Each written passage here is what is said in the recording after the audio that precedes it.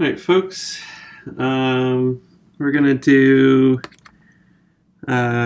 easy, healthier breakfast this morning instead of all the carbs and fat that we've been doing for the last few breakfast dishes. We're gonna do a green smoothie for breakfast. So what are we gonna need for that? We're gonna need a blender. This is my Osterizer blender, which I think is the brand that my parents had when I grew up, and probably still have unless it broke. I did a lot of research into what the best blender would be and looked at like how much horsepower they have and what kind of features they have. And it seems like everybody that makes smoothies on the internet uses what's it called? The super popular one that has like the big stick on the top that you can like cram the vegetables down with. It's totally blanking on my mind right now. Anyways, I don't want to buy that one. There's a cheaper one that looks just as good, if not better in a few ways, that has like a big base and a giant powerful motor and the stick that you can cram all the stuff down in so you can really grind up even a really thick smoothie. But this is what I have right now. I probably shouldn't buy any new appliances until we move to Pennsylvania and we have more room. So, I've got a blender. I'll plug that in. And then what are we going to put in the green smoothie? So, here's the lowly banana that has been hanging out since I made the banana coconut cream pie all on its own. It's nice and ripe, so this will be good for the smoothie. We're going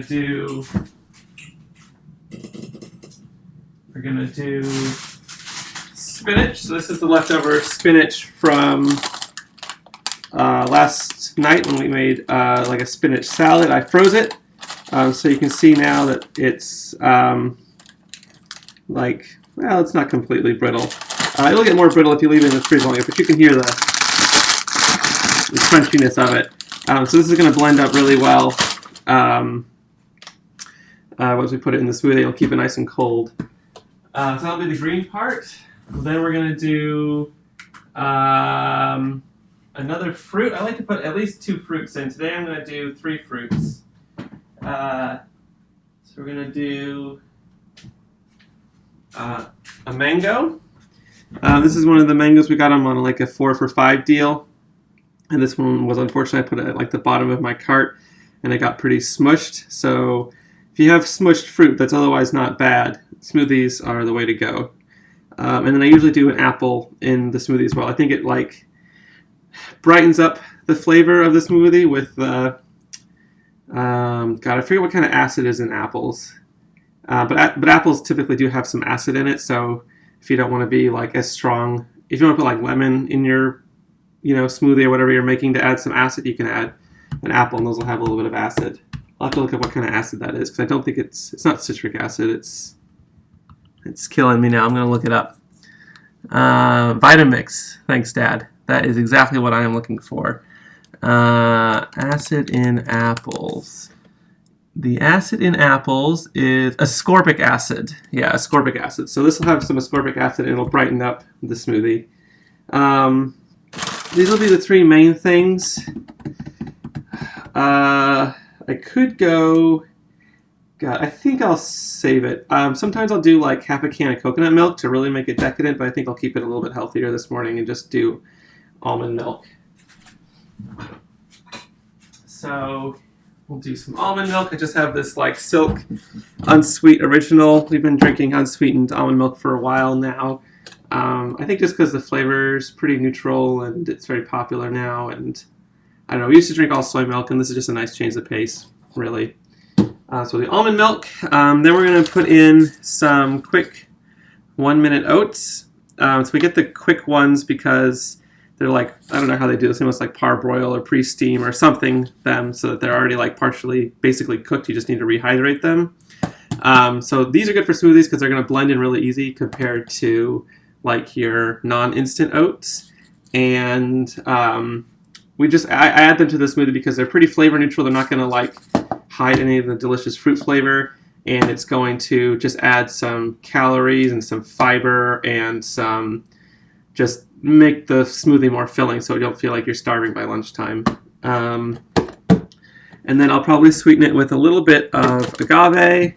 And, oh, yeah, the last thing is I always put some ginger in. I've just been using ground ginger lately because it's a lot of effort to maintain. It's a lot of effort to maintain like a bunch of ginger in your fridge without it going bad. And you could freeze it, which I do, and it's pretty easy to like unthaw and chop up, but that's like a whole thing. And I found that ground ginger for most things is like fine. Although, now that I'm talking about this, I actually think I have something that might be my new trick, which is this. So, frustrated by exactly what I just talked about a few days ago, I took all of my ground ginger, all my ginger that I had in the freezer that I didn't want to go bad, took it out, thawed it a little bit, put it into my little like single serving blender with some water and just ground it up and then filtered out all the pulp. So now I have ginger juice, which I think is what I'll actually use this morning. I'm not too concerned about this going bad because I'm pretty sure ginger has like antibacterial properties, so just give it a smell. Yeah, still smells like ginger. It's only a few days old, so I'm actually going to use this ginger juice. I think this is maybe what I'll do in the future, is just keep some ginger juice in the fridge, and that'll be a little bit fresher tasting than the ground ginger. So this is pretty much all we need. So the first thing I do is the messy part, which is taking care of this mango. So mangoes are tricky to peel and tricky to get the fruit out.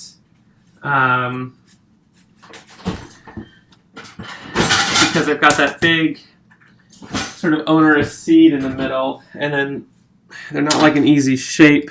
So like kind of the two options you basically have are just cut off big wedges of it and then separate the fruit from the peel after you've taken it off of the seed. Or you can try to peel all the skin off and then cut it away from the seed. And they're both kind of high effort.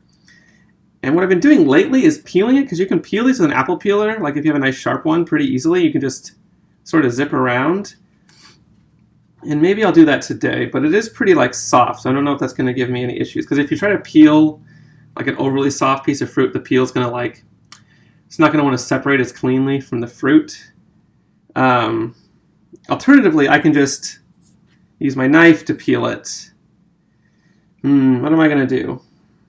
I think I'm going to, hi Mom as well. I think I'm going to use my knife to peel it. That's going to give me a little bit more control over the sections that are squishier. It's going to take a little bit more effort, though, but that's the price you pay for letting your fruit get smashed in your shopping cart, I guess. So I'm just going to sort of start from the top and with the knife at a very like orthogonal to the surface angle, slowly cut down and try and save as much fruit as I can. I mean, you can really cheat this stuff and make deeper cuts and pull off the rind faster, but then you're going to lose more fruit. So, your choice, how much you care. I really like mangoes. We used to eat mangoes a lot growing up. My parents knew that I liked mangoes, so they would let me basically eat as many mangoes as I wanted, and I would even like... I think basically because we didn't have like candy or sugary things in the house, so they figured if their kids could be satisfied with a piece of fruit they really liked, they would just encourage that, which is a really healthy, nice thing to do, because I really felt like I was getting a treat, and it was certainly healthier than like a Pop-Tart. So thanks, parents, for giving me a love of fruit. And now my work has dried mangoes, like no sugar added, organic dried mangoes for free, just for snacking because we're like a startup. And I need to watch myself there. I can't eat too much of that. That's like, there's so much sugar in dried fruit if it's freely available and it's your favorite fruit and it's just sitting there all day at the office. Okay, see, that was only like one anecdote long, so that didn't take too long to peel. So I'm just going to toss out the rind. Or the skin. I guess you call it more of a skin for mango than a rind. I kind of called it a rind instinctively because it's just annoying to deal with, like a rind. All right, so then I'm just going to make two cuts. So your mango has, it's like a football shape, and it's got like a long axis and a short axis. So the long axis is the axis your seed's on. So you want to just sort of start from the top and kind of try and trace the seed around. So you're actually going to want to be like making a rounding motion with your knife so that you can get more off the seed in that first pass. Yeah, so you can see here's a nice big chunk of mango. You can see this is the part that got squished. It's totally fine. This isn't like rotten or anything. It's just been squished. So then we'll go do the other side. And I'm just gonna roughly chop these so that they take a little bit less time to break down with the blender, and throw them right in. I like to have if I'm cutting up fruit and I'm using a little cutting board like this because my big one is dirty, I like to have my thing that they're going into sitting here while I work, so that as I prep the food, I don't have to leave it on my cutting board. I can just start transferring it straight to the thing.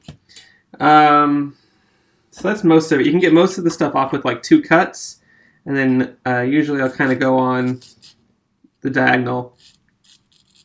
And if you listen,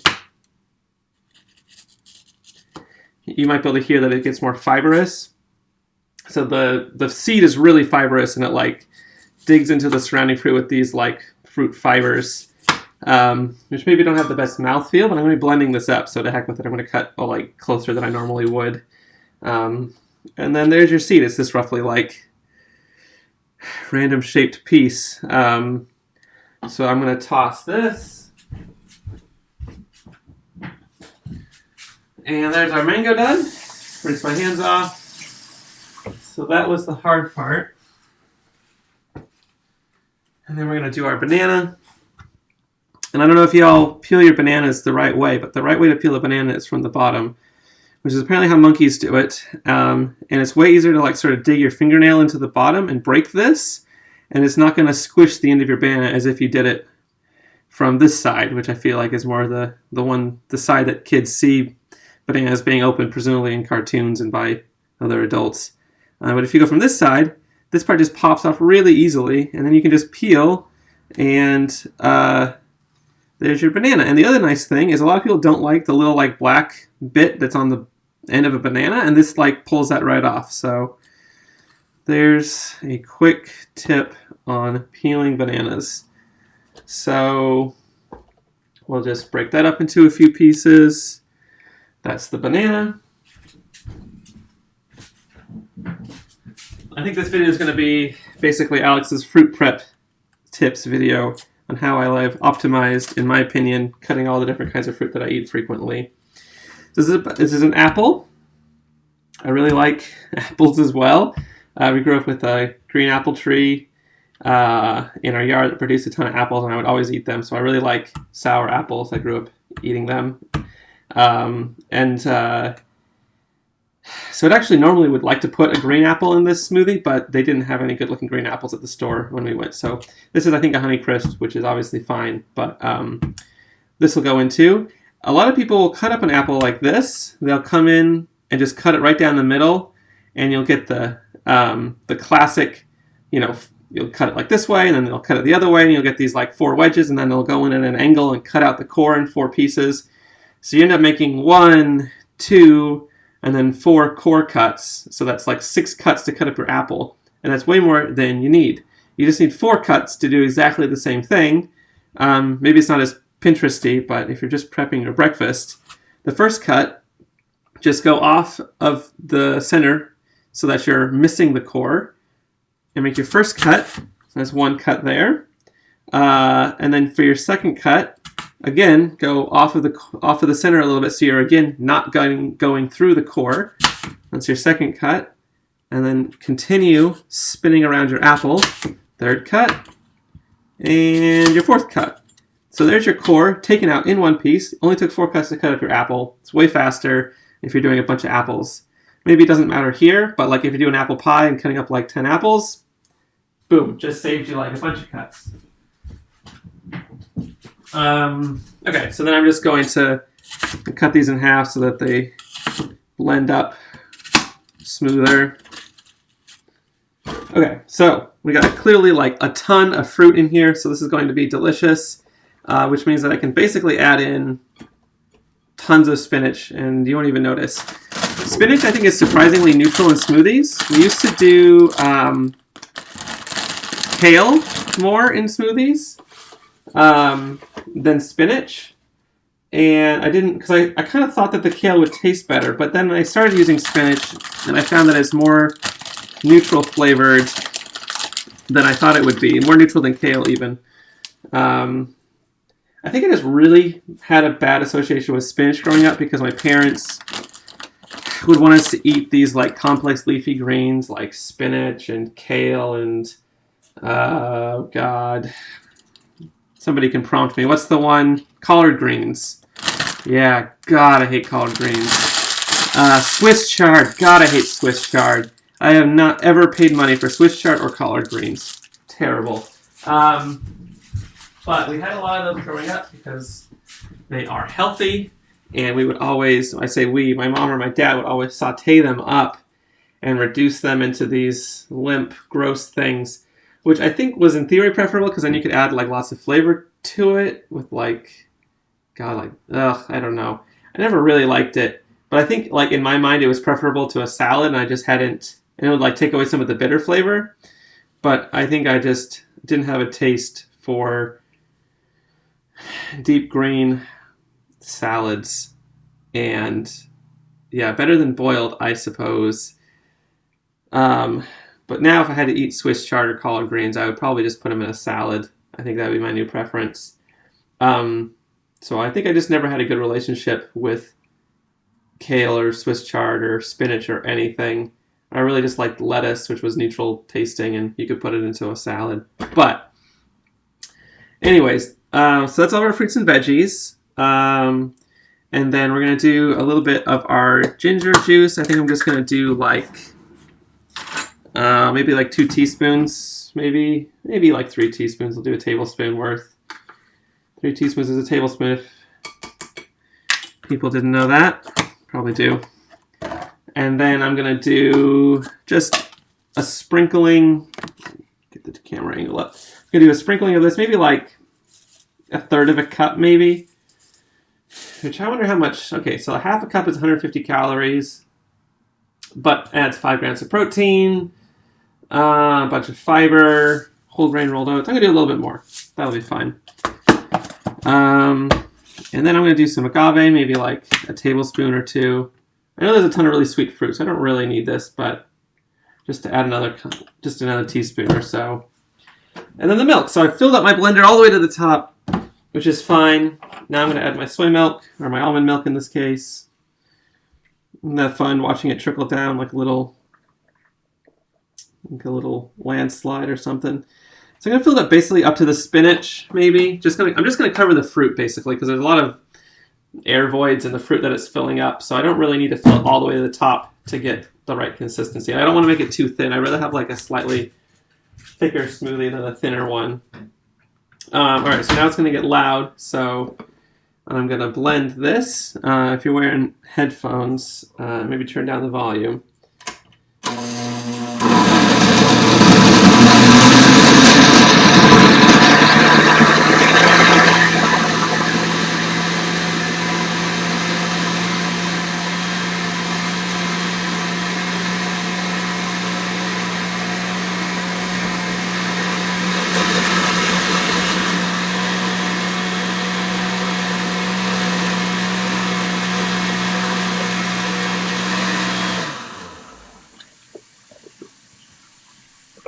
See, if I had a Vitamix, I could shove all that stuff down. Wouldn't that be great? Or not a Vitamix, the specific one that I found on Amazon that I want to buy.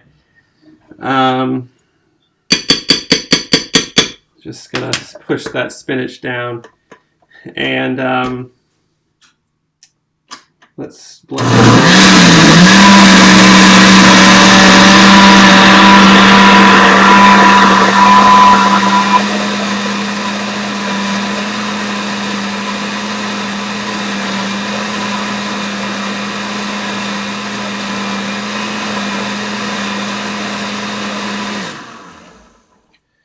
Just a little spinach sticking to the side I'm going to push down.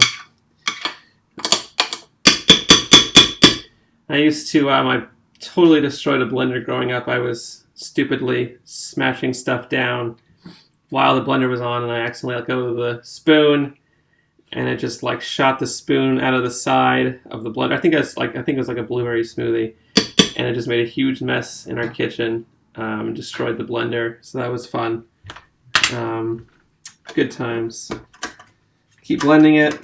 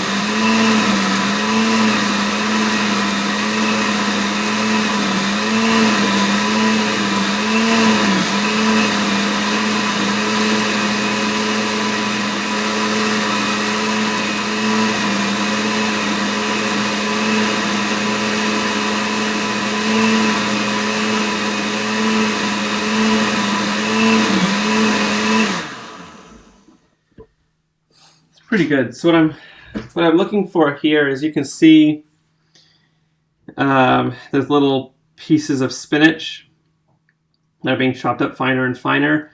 And I'm just sort of like watching the sides of the blender to see how big those pieces of spinach are. And I want them to be like very small. I want them to be basically like tiny speckles. So if you look, this is pretty homogeneous at this point.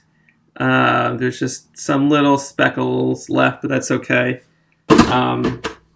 Which is also why you don't want to like, and I'm also doing that for like mouthfeel. I want this to be as smooth and not gritty tasting as possible. I want it to be like a very smooth, nice, consistent texture. And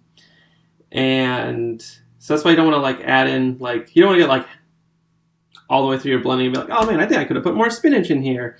Because then you're going to have to basically reset the clock and blend it like a lot more. And one of the things that you might not think about when you're making a smoothie is you want it to be nice and cold. So you want to consider the temperature of all your ingredients going in. And this is nice and cold because I used refrigerated soy milk, which obviously helps. My mango was refrigerated, so that's nice. The banana wasn't. The apple was refrigerated. The spinach was frozen. So you want to start out cold. And then it's actually going to warm up when you're mixing, because this blender has a lot of energy that it's putting into your smoothie. So you're spinning around, you're chopping all this stuff up, and that energy has to go somewhere, and it all sort of gets, by the laws of physics, all gets converted into just heat in the end once everything stops moving around.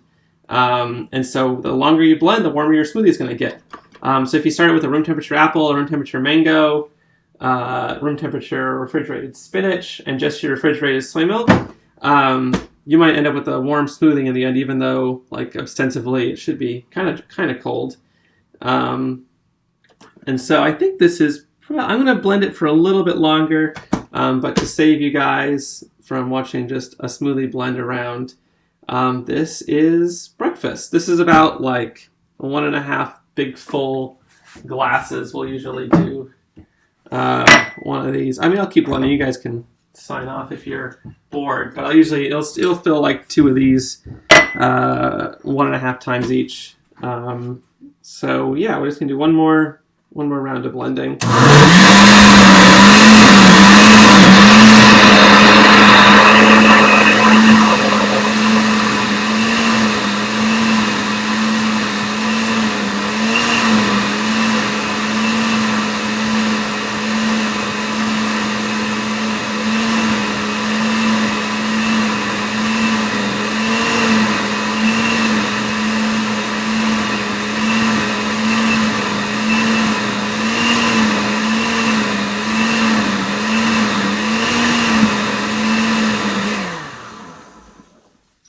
Alright, that looks pretty good. We'll just fill these up. Nice, healthy green smoothie that's going to taste good. I mean, ostensibly healthy. It has a lot of fruit, so there's a lot of sugar, but there's a lot of also, it's all natural sugar, and there's a lot of fiber and all that stuff. And a little bit like, I guess the other tip I'll share is like green smoothies. Look what Puppy has. What does Puppy have? That's my shoe, baby. You're not supposed to have my shoes. I think the camera's blocking the puppy getting my shoe. What is it like if you don't drink it all at once and save some for later? Yeah, definitely don't save your green smoothies for later. The spinach is not going to live well in this environment, and it's just going to lose all of its freshness and flavor, and it's going to separate, and the texture is going to be off. Don't save your green smoothies, please. I think that's why it's hard to buy. I think that's why nobody sells green smoothies. They sell green juices where they've taken out all of the fiber and they've like probably pasteurized it and like preserved it. And they usually put like lime juice or lemon juice in there to make it bright, but also probably fresher tasting. But you'll never see anybody selling a green smoothie in a store, at least not a good one. They just do green juices, which I think kind of wastes it because then you're losing all of that fiber and all that thing all the stuff that's going to make you feel more full. And so you can't really get a full meal out of green juice, even if it ostensibly feels like you're having a lot. I guess my last tip is that this stuff is going to stick like heck to your blender if you don't rinse your blender out. So especially if you have a blender where you can't disassemble the bottom, which I highly recommend, is having a blender where you can screw off the bottom and wash the blade out. But not all blenders do that. So especially if you can't take the bottom off your blender, you're going to want to rinse this like immediately after breakfast, basically, because all those fibers and all that sugar that is in the fruit is going to be like a glue, and it's just going to wrap itself around the blade and glue itself on there like heck, and it's going to be hard to get it nice and clean again. So if you rinse it off right away, absolutely no problem. It's going to be shiny, spanking new. I honestly don't even necessarily wash my blender every time. If I can go in with like hot water right after breakfast and rinse the whole thing down and wash it off really nice, you don't even need to really wash it, in my opinion. So yeah. That's about it. We're gonna go have breakfast now. Thanks for watching, everybody. How do I? And I'm still learning how to use this. Here we go. Stop streaming. All right. Bye, folks.